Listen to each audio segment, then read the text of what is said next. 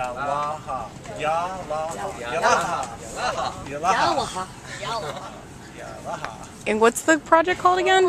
Chenrezig, Chenerzig, is a Tibetan word for compassion. Ah, that's cool. And he has a cool website. We were just talking about one of his teachers is Yoda. Because we're talking about Buddhism being a lot in Star Wars. There's a lot of Buddhism in Star Wars. I love Star Wars. Tons and tons. Yeah. So, take it away more. Do or do not, there is no try. I love it. Yeah. Sorry. So, hello everybody. Hello.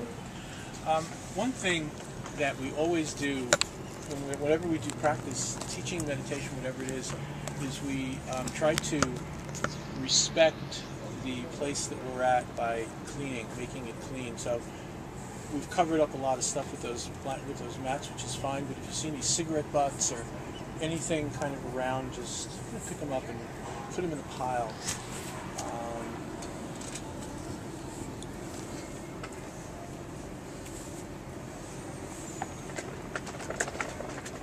Yeah. The reason I'm going to talk a little bit. I want to talk about the mind, the Buddhist view of mind, which is very, very interesting and quite important to understand as we approach a meditation practice. We really have a sense of what we're doing in meditation if we understand the mind, which is what we're working with. In Buddhist thought, Buddhist practice, there is a very basic understanding that our mind is unbelievably precious. Unbelievably precious. And if you stop and think about it, there is absolutely nothing that we can experience, understand, be aware of, remember, or forget without our mind. Our mind is where every conscious moment that we have comes to us through our mind. Without the mind, there's nothing. There's absolutely nothing. And there are some schools of Buddhist thought, Tibetan Buddhist thought, that say, they're called the Yogacara schools, that say that everything is in the mind. There's nothing else. Everything is mind. That none of this exists, because without the mind, it doesn't exist. You know? It's kind of like an extension of if a tree falls in the forest and nobody hears it, doesn't make a noise. You know, it's the same idea. That if there is not a mind, to perceive that building being there, does that building exist? Because it only exists to us through our minds, through our perceptions. So I'm not going to go into that.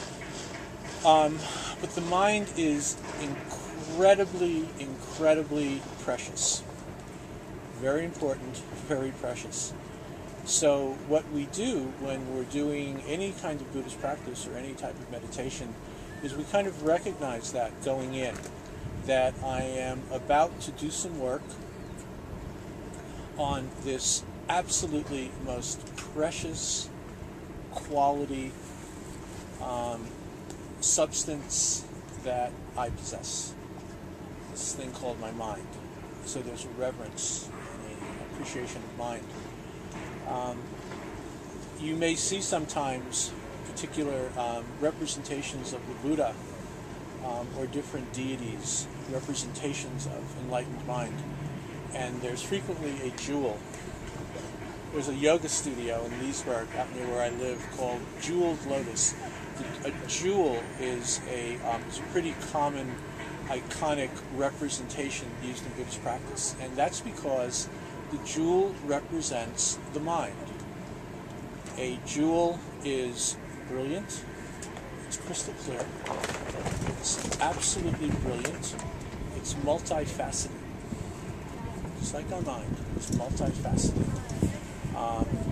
And just like our mind, a jewel that is dirty or dusty is not going to be able to accurately reflect what it is perceiving through these facets. And our mind is the same way. So what we do in practice, what we do in meditation, is approach our mind, again, as this brilliant, precious entity that we are so fortunate to have, so unbelievably fortunate to understand that we can do work. We can work to clear our mind. We can work to uncover the brilliance, the inherent brilliance of our mind.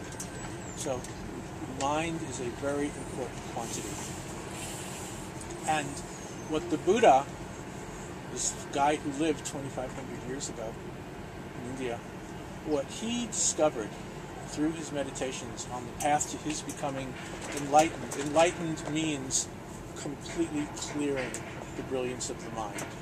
No obstructions, no dust, no dirt, nothing that would distort reflection. So what he discovered, and this is quite interesting to people, is that we have a perception, everyday perception, that our mind is a continuous process. It's kind of, it's continuous. There's no gap, there's no stopping, there's no break. But what the Buddha discovered, and what many meditators have experienced, very experienced meditators have experienced, is that, it's kind of like when you go to the movies and you're sitting in the audience and you're watching a film and there's continuous action on the screen and there's continuous sound coming.